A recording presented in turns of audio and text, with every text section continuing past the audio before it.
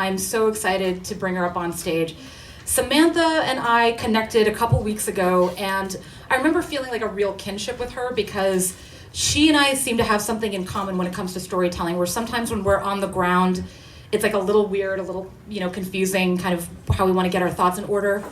But as soon as we get on stage, we feel this real communion with the audience, and it just helps us bloom. And I am so, so proud to bring her up here.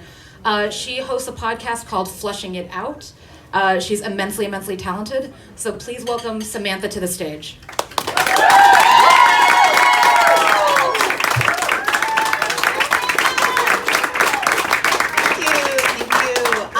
I don't talk so good, so don't And the Wi-Fi was a little spotty back there, but I am now Baron Van Spittle, because the name, and I didn't know this was going to happen, but it's awesome. So I don't know if most of you know this or not, but I recently became a new mom. Yes. My kids are actually 7 and 9. What I mean by like a new mom is that I'm a mom that's like actually caring about how she's raising her kids. You know what I'm talking about. So I've been doing a lot of research on, my kids' ages, 7 and 9, and I should clarify as well, by research, because I am not like her. It's just the titles that go through my news feed, and I see things like, kids around the ages of 7 and 12, start to conform to society, and they start to, social norms and things like that. And so because I'm a new mom that cares, I started thinking, what is it about me that is amazing? So after that went on for a long time, but then I was like, all right, what qualities do I want to pass on to my kids? And so I started thinking, and I was like, well, life, cliche here, but in case y'all haven't heard this yet, life is 10% what happens to you and 90% how you react to it. You're welcome, everyone. You can go now. And so I was like, what has happened to me, that has changed me? And so a memory came to me, and it was pretty monumental, and so I wanted to unpack it and to see how I could pass that on to my kids. And so it was the summer of 1991. It was a good summer. I wish there was a song and I could break into it, but I don't know. Summer of 16, if I was older. So summer of 1991, my family, we had just returned home from Germany. My dad was stationed there in the Army. And so while they were here in Virginia figuring out where we were going to live, my brother and I got to spend time in South Dakota, which is where they were from. And so going back to small town South Dakota was like the dream come true for me, because since I was a small child, I wanted to be an actress, a star of the stage. Thank you for this moment. Dreams do come true, okay? So, but at the time, my dreams had not come true. And so as an Army brat, if you're not familiar with that lifestyle, we moved every year or two. And so the inner actress, the inner star just was a wallflower, because I was always the new girl, so I was just walking around doing my thing. But going back to Platt, it was a town of 1,300, so everybody knew each other. And so my grandma, we would go and we'd walk up to Main Street, and Main Street was a quarter of a mile long, which is literally like the one block out here. The kids would drive up and down it on Friday night, literally drive, turn around, drive. And so we'd pop in, there was literally one bank, one grocery store, one cafe. And so we would live large. We'd walk up, go to the cafe. I got a milkshake for breakfast, because rules don't apply to me, okay? So I'm living large, I'm getting my milkshake. My grandma would take me to the nursing home. And so while she was doing the perms for the ladies, I would do table bowling and bingo. But my favorite part was chatting with them and hearing their stories and hearing all about them.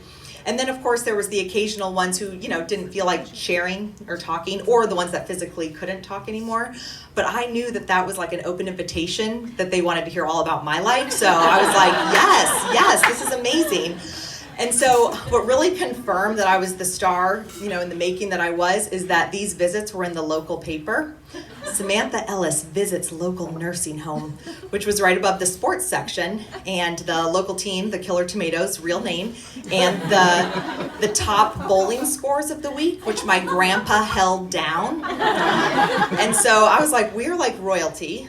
So we should have been barons back then, but so I'm really as big of a deal as I was, and so I loved being there. I loved everything about it. And so this summer in 1991, I wake up and I'm sick. It was maybe too many milkshakes the day before, I don't know, but my stomach, I'll spare you the details, but like not good. And as the day's going on, my grandma and grandpa weren't too concerned at first, because when you're raised in a farm in the middle of nowhere during the Great Depression, you don't get too excited about things.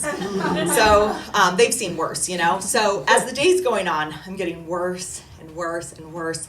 And finally, it's like, uncle, we gotta take her to the doctor. I thought at the time, like, oh, my grandma, they just care so much about me. And I'm sure they did, but it was also like my parents weren't there, so they didn't want anything to happen on their watch. So they're like, we're going to the doctor.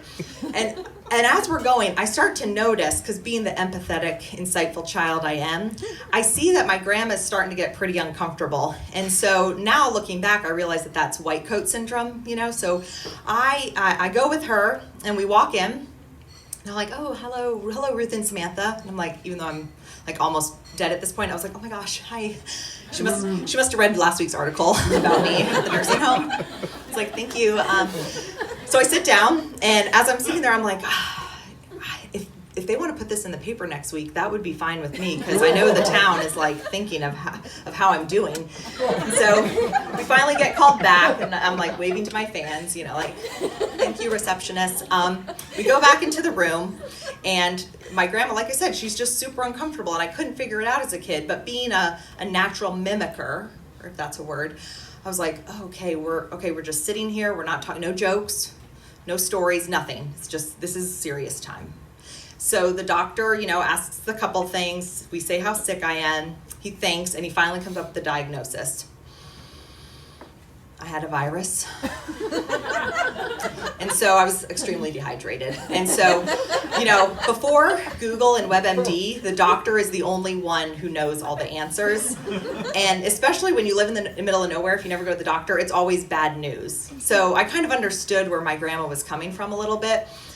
But I was like, oh, okay, cool. So he goes, well, it's a really easy fix. We can just give you an IV. So I'm sitting there, and I see my grandma, so I'm like mimicking her, like, okay, I'm not talking. I have all this dialogue in my head, like, hell no needles, F that, I'm out of here, grandma. But I was like, nope, I'm following the social norm. Cool. But my eyes filled with tears. So the doctor, being the insightful man he was, is like, I see. I have another option. We can take an anti-nausea medicine in a suppository form, and that way you'll be better. And I was like, cool. And he's like, he goes over, grabs it and shows me, and he's like, are you okay with this? And I look at him like, yeah, no problem. I've had ones bigger than that before. So I look over at my grandma, and she has a very confused look on her face. And I was like, Grandma, it is okay. I've had ones bigger than that before. I have. So we leave, and my grandpa had dropped us off to give us some privacy. And so he picks us up, and I'm excited. Even though I'm really sick, I'm like, oh, thank God, I'm like going to get better. So I'm like, Grandpa, it's awesome. It's all good. I don't have to have any needles. All I need is this suppository, and I'm going to be better. And I noticed at the time, he has the same confused look.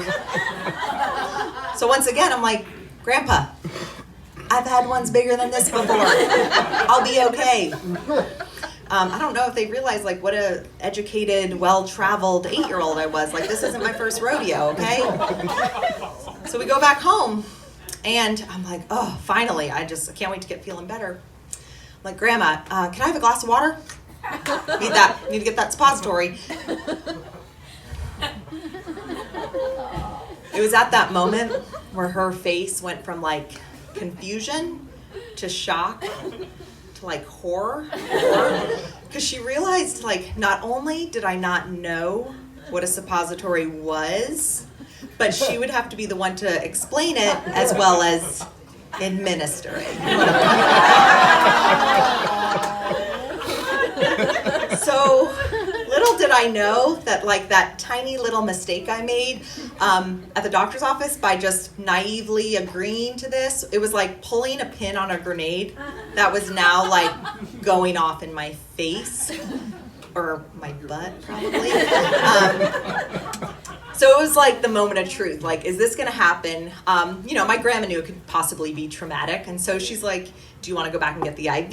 Do you want to wait it out? So I'm like, let's do this.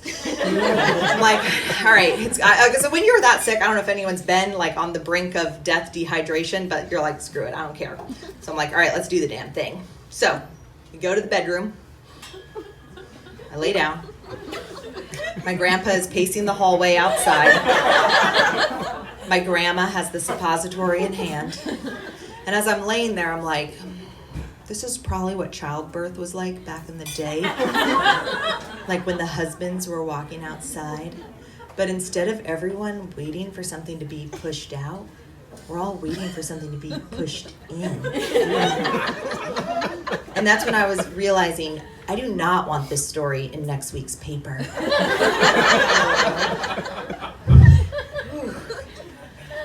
Done. It was finished. I did it.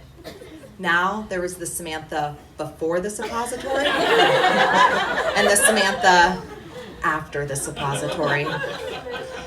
The Samantha before the suppository was a naive child who, although chatty, conformed to social norms, like not asking questions, bowing to authority. The Samantha after the suppository was like, nah, F that. The Samantha after the suppository asks questions. The Samantha after the suppository isn't afraid to look stupid. The Samantha after the suppository shits her pants as an adult and starts a podcast about it because